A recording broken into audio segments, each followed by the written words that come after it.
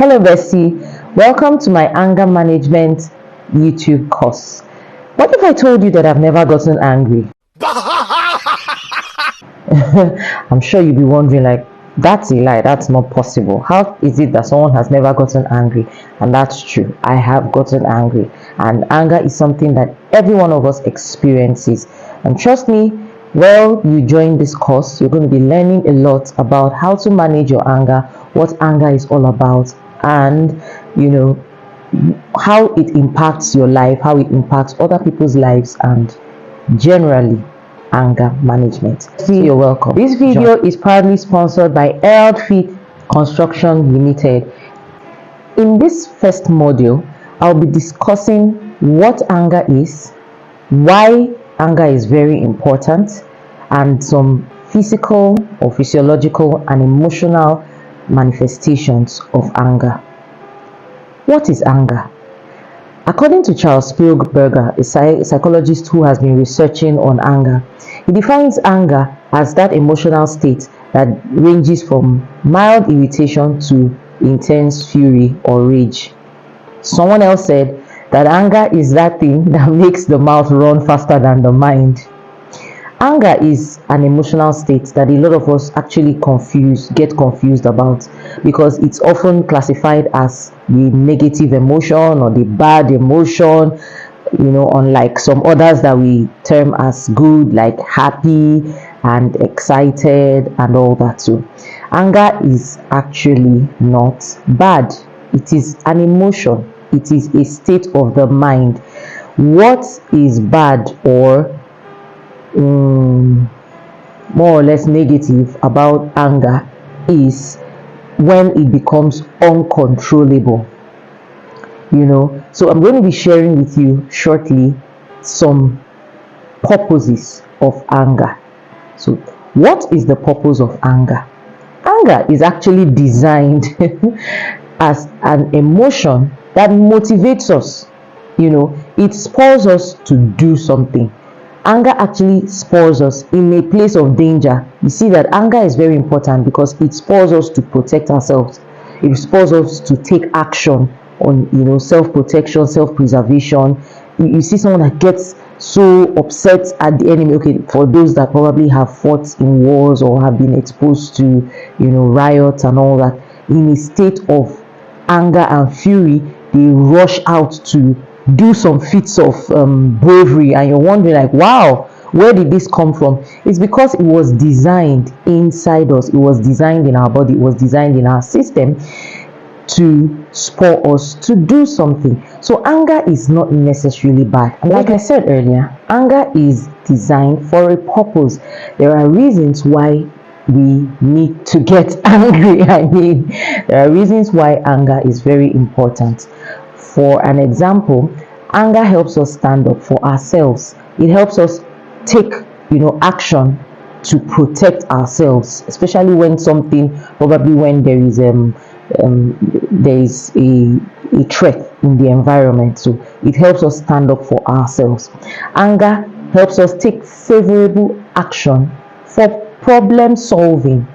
So I once had a session where I asked a client what benefits they have experienced from being angry, and someone mentioned that once she had a landlord who became very petty about little things, even things that were not in the contract, in the agreement signed.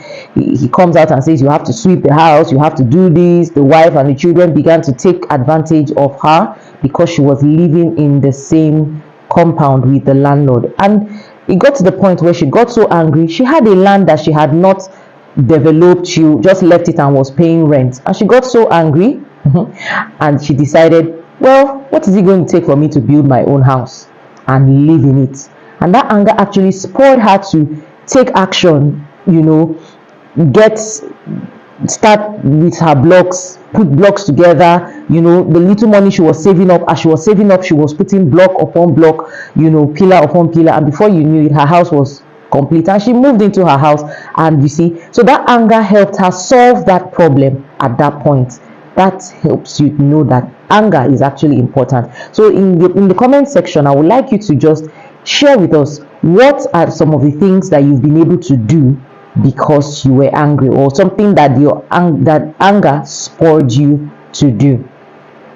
Another thing that anger helps you do is that it helps us to promote survival.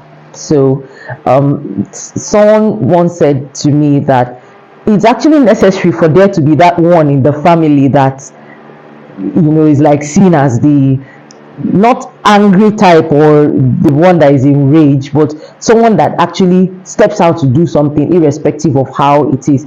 Otherwise, there are people that will just step all over you and walk all over you and take advantage of you because you're unable to step out and take action for survival. So actually, anger actually helps us to take action for survival. Have you been in a place where probably someone was about to hit you with something, or you saw a threat coming, and maybe you or someone around you, and the person just sits there and allows the threat come? Trust me, that person has either been suppressing their true emotion, or they've actually not, maybe they've gotten a wrong perception. And I'm also going to be sharing some of the misconceptions about anger. So probably you've gotten a wrong perception of what anger is. Anger is designed to help us survive. That's the design, to help us survive. Another thing that anger helps us do is that it drives us towards our goal. It's like that motivation that we need sometimes to take action, to not just the goals we have set, but to actually take action on the goals we have set. So, by way of example, there are times, I've noticed that we set goals, we put things in place, we say, oh, I want to do this, I want to do that, I want to do that. And then sometimes you now realize maybe something happens, and then you get angry, like, why am I sitting here? Maybe you see someone that is way younger than you are, and the person is doing exploits, like the person is doing massive things, maybe even in line with what goals you have set. And then you realize, like, what have I been doing all these days? What have I been doing all these hours? That thing that comes up, that anger that comes up within you, actually stirs you up to take action on those goals you have set. And you're like, wow, I need to start doing something as regards this thing that I have been talking about. Okay, so for an example, I want to read a book a week, and what I've been doing is that I've been sleeping all the while, I've been watching movies, or I have not actually taken action on that thing. And then you now find someone who is maybe way younger, and he tells you, oh, I make some 6 figures in dollars or in some currency that is mind-blowing. And you're like, oh, excuse me? And he tells you, I read 3 books a week, I do this, I do that. And you realize, oh wow, I've been taking this goal for granted. That thing that stirs up within you, that's actually anger. It's amazing, right? That motivation you need to get out and do something. So it's very important, and that's one of the purposes of anger. It also makes us aware of injustice. So another purpose of anger is that it makes us aware of injustice, because it is in the range of the things that anger is designed to do. When you find out that there is injustice in society, you find out that probably the poor are being treated wrongly, or you are being treated wrongly, or someone is being treated, it stirs you up to what injustice is in the society, or what injustice is around you. So anger has that purpose as well.